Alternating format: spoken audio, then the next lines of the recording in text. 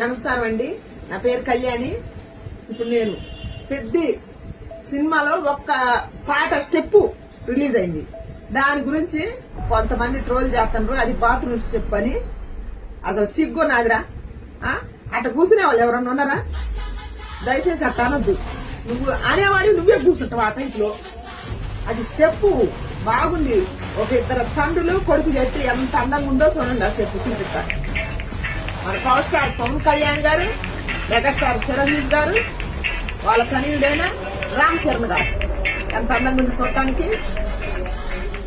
కనం పండగ లేదు చూసే వాళ్ళ ఫ్యాన్స్ కి, మెగాస్టార్ ఫ్యాన్స్ కైనా, పవర్ స్టార్ ఫ్యాన్స్ కైనా, రామ్ చరణ్ ఫ్యాన్స్ కైనా ఎంత అందంగా ఉంది ఆ స్టెప్.